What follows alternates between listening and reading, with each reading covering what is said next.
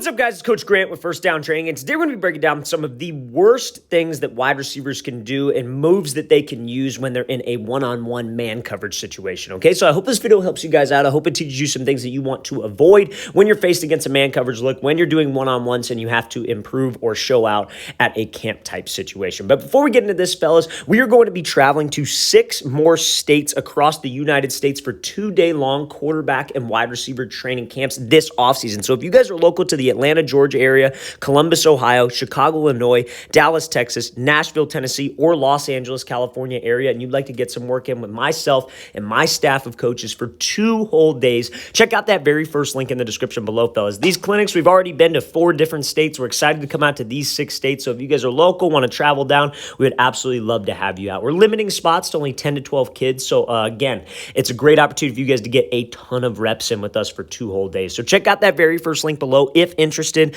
Let's get started with this video. So now, first things first here with this release, right? This receiver's got to run a post route, and he's got inside shade press. Common situation that you will see when you're in a man coverage situation. So what does he do wrong here? And what he does is he forces the inside release. So if you guys are familiar with my page a lot, you hear me talking a lot about taking what the DB gives you, right? So if I got an inside shade guy, number one, we have to understand, why is he lined up inside shade? If I'm coaching this kid up right now, that's the first thing I'm going to say. Why is he lined up inside shade? To protect the inside. He does not want you to go here. This is like he is on an island. It is cover 0. Maybe it's cover 1, but he does not have help to the inside. His goal is to force you outside. So what I would do is off the line, I don't want to try to set him up outside then take the inside release because he's going to do whatever it takes to not let you do that. So this wide receiver tries to go with this wide step release and then takes the inside move, right? And again, I don't say this to critique the wide receiver. Millions of wide receivers, or maybe hundreds of thousands, I don't know if there's millions, but thousands and thousands of wide receivers across the country make this same mistake on the daily because they feel that because it's an inside route that they have to take the inside release. Could be further from the truth, right? So we have to make sure that we take what we give me. So off the line, we maybe want to threaten him inside. Maybe I go with the move instead of like this just single wide step, maybe I do a wide step and then I throw an inside move. So I do like a double tap. I go a 1-2 because if I could threaten him inside, hold the DB inside, take the outside release, my goal should be to work to restack. And then I could give him a move, or if he plays it well, I can maybe use something like a throw by.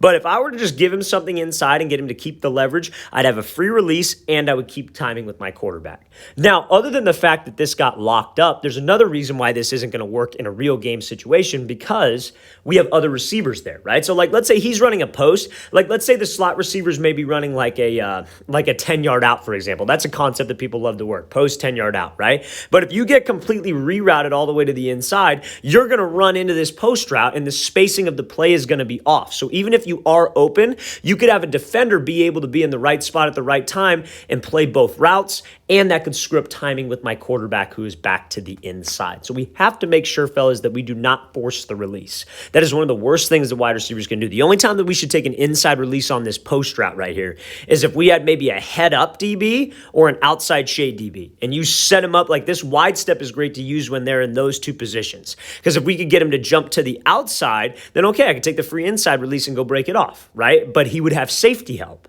So that's why he's outside shade. But when he has no safety help, dude, you're probably going to have to take the outside release. Work to restack, or work if he plays it well and is hip to hip, you could throw him by and slip back underneath. Okay, so I hope that makes sense. Let's watch the thing again, folks. If this wide receiver's watching this, I hope this improved him. You know what I mean? Like, and I know a lot of guys make this mistake. We just have to get more separation than that.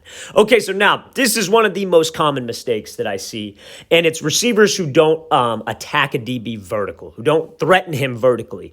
And what do I mean by that? That means like actually stepping outside of his frame, actually trying to make him think that you're going vertical rather than dancing behind the line of scrimmage. And again, I say this to help this guy, and I say this to help a lot of receivers because this is something that I see happen all the dang time. You have to go. You have to get up into the route. You cannot waste time because that will screw up timing with your quarterback, and you're not going nowhere. So let's watch the thing full speed. So he does just too much behind the line. DBs are taught to stay square as long as possible. Yeah, now maybe that was holding, but here at the end of the day, you're running a comeback, and this is probably like a 10 back to 8 yard comeback. Like that's like 10 back to 5 almost. Like that's nothing. Even if the DB gave up 5 yards on that, okay, fine. That's not a big deal unless it's 3rd and 4, 3rd and 2, right? So it's not a big deal. He was pretty much locked up, and the quarterback wouldn't have even thrown that anyways, because you see how he gets to the top of his drop. He's taking a 3-step drop. Let's watch the quarterback's feed here. Set, go. 1, 2, 3. He hit the top of his 3-step drop, and we're not even off the line yet. That is just taking way too long. Look at the quarterback. 1 hitch, 2 hitch, 3 hitch,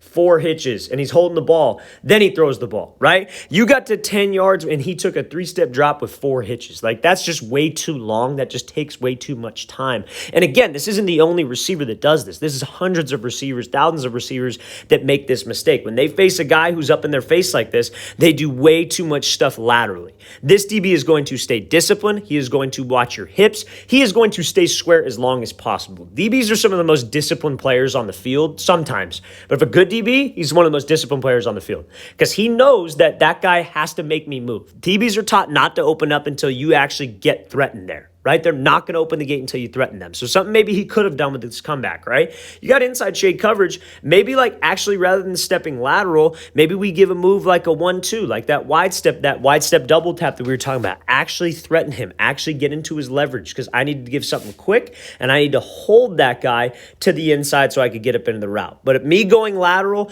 is not going to do anything but get me rerouted, get this DB to stay square, and I will have no separation on this thing. So fellas, we have to make sure with your press releases we are attacking a DB vertical or threatening him to the inside, whatever it is, but I cannot be going lateral. DB will watch your hips. DB's not going to move unless we make him move. Let's watch it again full speed one more time, fellas. Again, got to be fast, okay? So just, again, right idea attacking him inside. Right idea. Just you have to make him move. You have to actually threaten him. You have to make him believe that you're trying to cross his face, threaten him with an inside route. All right, fellas, I really want to thank you for watching. I really appreciate it. If you have any questions at all in this video, any questions on anything involving one-on-ones, press releases, route running, don't hesitate to leave those questions in the comment section below. We'll get back to you as soon as we possibly can. We always appreciate the feedback, and we read every single comment, so you guys know we appreciate it. And again, fellas, we're coming out to 6 different locations this offseason for offseason training camps, 2-day camps in Atlanta, Columbus, Chicago,